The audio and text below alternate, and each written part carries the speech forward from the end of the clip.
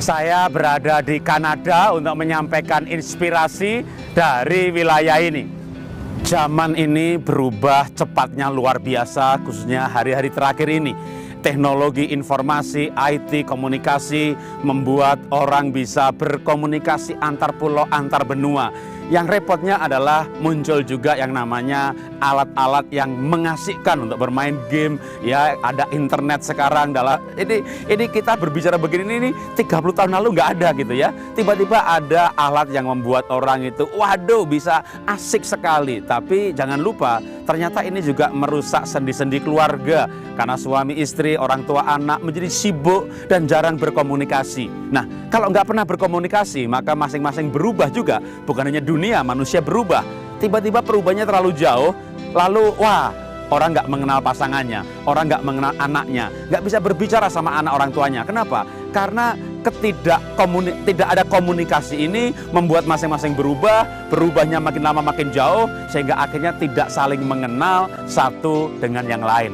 Karena itu mari kita menjadi bijaksana, hidup dalam keluarga di zaman modern ini. Mendidik yang paling efektif itu dengan memberi teladan. Karena itu orang tua sebaiknya memberikan keteladanan waktu makan bersama, makan pagi, makan malam ya. Nah, gadgetnya, HP-nya, smartphone-nya ditaruh di silent, apa masukin tas, lalu mengajak berbicara dengan anak. Sehingga kalau anak juga sambil makan kok begitu enak. Mama, kalau keluarga kita punya budaya ya, kalau kita lagi makan kita ngobrol ya, paling kan cuma 15 menit ya. Pentingnya, sepenting apapun masih bisa ditunda 15 menit, kecuali urgent sekali gitu ya. Tapi biasanya kan kita tidak seperti itu. Sampai ada keperluan yang sangat urgent sekali, itu nggak tiap hari. Sehingga dibangun budaya keluarga waktu makan bersama adalah bercerita, ngobrol, bebas zona, bebas gadget, dan dimulai dengan keteladanan dari orang tua. Keintiman dibangun lewat kebersamaan. Karena itu usahakan sesering mungkin keluarga itu bersama-sama. Ya, kita harus bekerja, mencari nafkah. Tapi ketika ada tanggal merah, nah libur, minggu gitu ya, Sabtu malam. Nah, kita membuat acara keluarga sesering mungkin. Entah makan bersama, entah liburan. Liburan tidak harus ke luar negeri yang mahal. Saya pernah ngajak keluarga saya pergi ke ujung kulon gitu ya. Wah, nggak ada sinyal di sana. Atau ke pedalaman Mentawai. Wah, nggak ada sinyal di sana.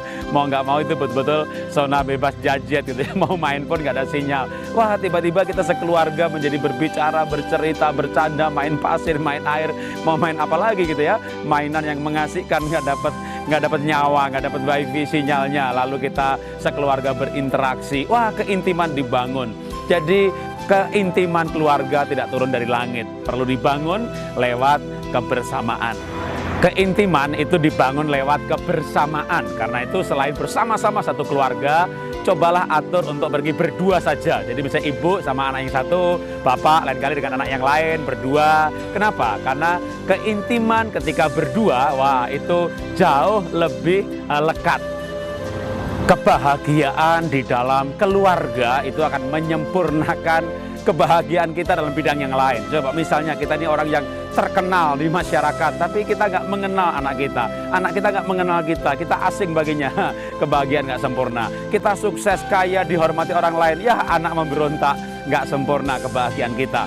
Karena itu mari kita belajar untuk memberikan prioritas pada keluarga, ada waktu untuk keluarga, membangun komunikasi dengan anggota-anggota keluarga, menjadi intim satu dengan yang lain, dan menikmati kebahagiaan yang lebih dan lebih lagi di zaman modern ini.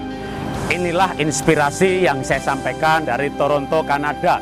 Salam dahsyat luar biasa.